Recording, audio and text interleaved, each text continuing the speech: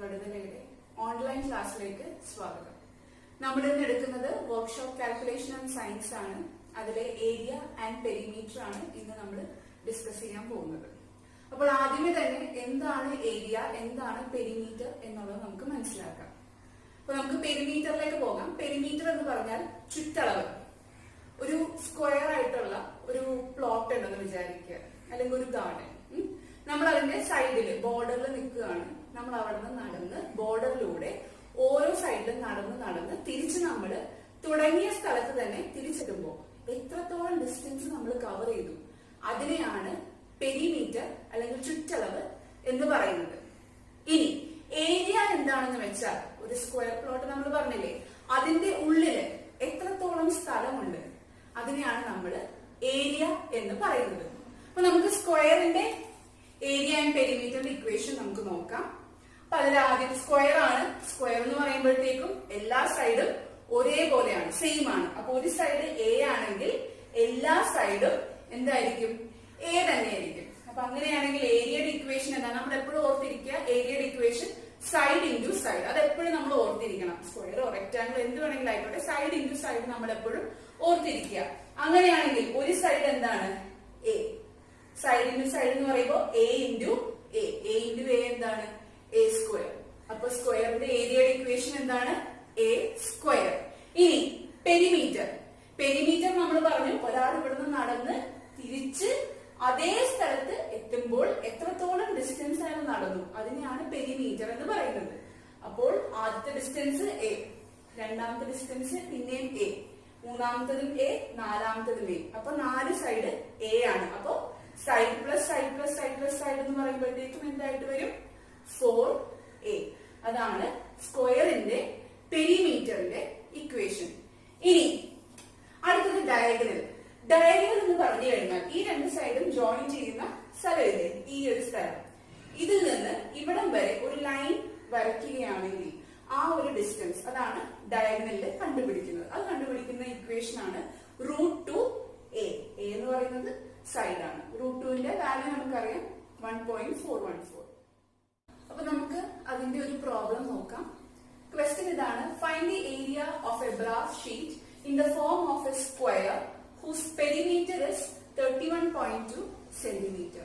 അപ്പൊ നമ്മൾക്ക് തന്നിരിക്കുന്നത് പെരിമീറ്റർ ആണ്, നമ്മളോട് കണ്ടുപിടിക്കാൻ പറഞ്ഞത് ഏരിയ ആണ്. അപ്പൊ രണ്ടിന്റെ ഇക്വേഷൻ ഞാൻ ഓൾറെഡി പറഞ്ഞു. പെരിമീറ്ററിന്റെ ഇക്വേഷൻ എന്തായിരുന്നു? 4a. അപ്പൊ നമുക്ക് തന്നിരിക്കുന്നത് 31.2. അതാണ് 4a is equal to 31.2 എന്ന് എഴുതിയിരിക്കുന്നത്. അപ്പൊ നമുക്ക് ഇതിൽ നിന്ന് a കണ്ടുപിടിക്കാലോ. അപ്പൊ a is equal to 31.2. ഇവിടെ മൾട്ടിപ്ലിക്കേഷൻ ആണ്. അപ്പൊ ഈക്വൽ ടുന്റെ ഇപ്പുറത്ത് പോകുമ്പോ ഡിവിഷൻ ആയിട്ട് മാറും. അപ്പൊ a is equal to 31.2 divided by 4. അപ്പൊ നമുക്ക് കിട്ടുന്ന ആൻസർ 7.8 സെന്റിമീറ്റർ. അപ്പൊ നമുക്ക് ഒരു സൈഡ് കിട്ടി. അങ്ങനെയാണെങ്കിൽ ഏരിയ എങ്ങനെ കണ്ടുപിടിക്കാം? ഏരിയയുടെ equation a is equal to a square. അപ്പൊ a ഉണ്ട്, a square ചെയ്താൽ മതി. അപ്പോ 7.8 into 7.8 നമുക്ക് ആൻസർ എന്ത് കിട്ടും? 60.84 ആണ് നമ്മൾ എടുക്കാൻ പോകുന്നത്. റെക്ടാംഗിളിന്റെ ഏരിയയും പെരിമീറ്ററും. അപ്പൊ റെക്ടാംഗിൾ എന്ന് പറയുന്നത് നമുക്കറിയാം, ഓപ്പോസിറ്റ് സൈഡുകൾ എന്തായിരിക്കും? സെയിം ആയിരിക്കും. നേരത്തെ സ്ക്വയർ എന്ന് പറയുന്നത് എല്ലാ സൈഡും സെയിം ആയിരുന്നു. റെക്ടാംഗിൾ ആകുമ്പോൾ ഓപ്പോസിറ്റ് ആയിട്ടുള്ള സൈഡുകൾ സെയിം ആയിരിക്കും. അപ്പൊ അതിന്റെ പെരിമീറ്റർ എങ്ങനെയായിരിക്കും കണ്ടുപിടിക്കുന്നത്? നമ്മൾ പെരിമീറ്റർ എന്തായിരുന്നു പറഞ്ഞിരുന്നത്? ഇവിടെ നിന്ന് ഒരാൾ നടന്ന് തിരിച്ച് അവിടം വരെ എത്തുന്ന ഡിസ്റ്റൻസിനെയാണ് നമ്മൾ പെരിമീറ്റർ എന്ന് പറഞ്ഞത്. അപ്പൊ ഇവിടെ നിന്ന് ഇവിടം വരെയുള്ള ഡിസ്റ്റൻസ് b, ഇവിടെ നിന്ന് ഇവിടം വരെയുള്ള ഡിസ്റ്റൻസ് l, പിന്നെയും b, ഇവിടെയും l. അപ്പോ പെരിമീറ്റർ എന്തായിരിക്കും? l plus b plus l plus b. അപ്പൊ എന്തായി? l plus b 2 പ്രാവശ്യമുണ്ട്. അതാണ് 2 into l പ്ലസ് b എന്ന് എഴുതിയിരിക്കുന്ന പെരിമീറ്ററിന്റെ ഇക്വേഷൻ. ഇനി അടുത്തത് ഏരിയയുടെ ഇക്വേഷൻ. റെക്ടാംഗിളിന്റെ ഏരിയ എന്ന് പറയുന്നത് ഞാൻ ആദ്യമേ പറഞ്ഞു, സൈഡ് ഇൻറ്റു സൈഡ് ഒന്ന് ഓർത്തിരിക്കണം എന്നുള്ളത്. അപ്പൊ ഇതിലെ സൈഡ് എന്തായിരുന്നു? ലെങ്ത്, ഈ സൈഡ് ബ്രെഡ്ത്ത്. അപ്പൊ ഏരിയയുടെ ഇക്വേഷൻ എന്തായിരിക്കും? l into b, length into breadth. നമുക്ക് റെക്ടാംഗിളിന്റെ ഏരിയയും പെരിമീറ്ററിന്റെ ഒരു പ്രോബ്ലം നോക്കാം. The perimeter of a rectangle is equal to 42 centimeter. If its breadth is 9 centimeter, find the length. അപ്പൊ നമുക്ക് ഇതിൽ തന്നിരിക്കുന്നത് ഏതൊക്കെയാണ്? പെരിമീറ്റർ തന്നിട്ടുണ്ട് 42, അതുപോലെ തന്നെ ബ്രെഡ്ത്ത് തന്നിട്ടുണ്ട് 9 സെന്റിമീറ്റർ. അപ്പൊ നമ്മൾ ഇക്വേഷൻ അറിയാം, പെരിമീറ്ററിന്റെ 2 into L plus B. 2 into L plus B is equal to 42. അപ്പൊ ഇവിടെ നിന്ന് നമ്മൾ എപ്പോഴും എന്താ ചെയ്യേണ്ടത്? നമുക്ക് ഓൾജിബ്രയിൽ അറിയാവുന്ന ഒരു കാര്യമാണ്, ഇങ്ങനെയുള്ള ആൽഫബറ്റ്സിനെല്ലാം ഈക്വൽ ടുന്റെ ഒരു സൈഡിലേക്ക് വെക്കുക, ബാക്കിയുള്ള നമ്പേഴ്സിനെ എല്ലാം ഈക്വൽ ടുന്റെ അപ്പുറത്തെ സൈഡിലേക്ക് നമ്മൾ കൊണ്ടുപോകണം. അപ്പൊ ഇവിടെ നമുക്ക് ഉള്ളത് ഏതൊക്കെയാണ്? ബി തന്നിട്ടുണ്ട്, ഇവിടെ 2 ഉണ്ട്, നമുക്ക് L ആണ് കണ്ടുപിടിക്കണം. അപ്പൊ എല്ലിനെ മാത്രം ഈക്വൽ ടുന്റെ ഈ സൈഡിൽ നിർത്തണം, ബാക്കി നമ്പേഴ്സിനെല്ലാം ഈ സൈഡിൽ നമ്മൾ അപ്പുറത്തേക്ക് കൊണ്ടുപോവാണ്. ആദ്യമേ തന്നെ 2നെ നമ്മൾ അപ്പുറത്തേക്ക് കൊണ്ടുപോവാണ്. ഇവിടെ മൾട്ടിപ്ലിക്കേഷൻ ആയതുകൊണ്ട് ഈക്വൽ ടുന്റെ അപ്പുറത്തെത്തുമ്പോൾ എന്താകും? ഡിവിഷൻ ആകും. അപ്പൊ 42 ഡിവൈഡഡ് ബൈ 2, ആൻസർ 21. അപ്പൊ നമുക്ക് കിട്ടി L plus 9 is equal to 21. ഇനി എന്ത് ചെയ്യണം? എല്ലിനെ മാത്രം നമ്മൾ അവിടെ നിർത്തി, 9 എന്ത് ചെയ്യണം? അപ്പുറത്തേക്ക് കൊണ്ടുപോകണം. ഇവിടെ 9 എന്താ ചെയ്തിരിക്കുന്നത്? അഡീഷൻ ആണ്. അപ്പൊ അപ്പുറത്ത് കൊണ്ടുപോകുമ്പോൾ എന്താകും? അത് സബ്ട്രാക്ഷൻ ആയിട്ട് മാറും, മൈനസ് ചെയ്യണം. അപ്പൊ 21 മൈനസ് 9 is equal to 12. അപ്പൊ നമുക്ക് ലെങ്ത് എത്ര കിട്ടി? 12 സെന്റിമീറ്റർ. പാരലലോഗ്രാം. അപ്പൊ പാരലലോഗ്രാം എന്നുള്ള പേരിൽ തന്നെ ഉണ്ട് എന്തായിരിക്കും? പാരലൽ. അപ്പൊ എന്താണ് പാരലൽ? അതിനൊരു എക്സാമ്പിൾ പറയാം. നമ്മളുടെ റെയിൽ പാളം. ആ റെയിൽ പാളം എങ്ങനെയായിരിക്കുന്നത്? 2 ലൈൻ ഉണ്ട്, ആ 2 ലൈൻ തമ്മിൽ ഒരിക്കലും കൂട്ടിമുട്ടില്ല.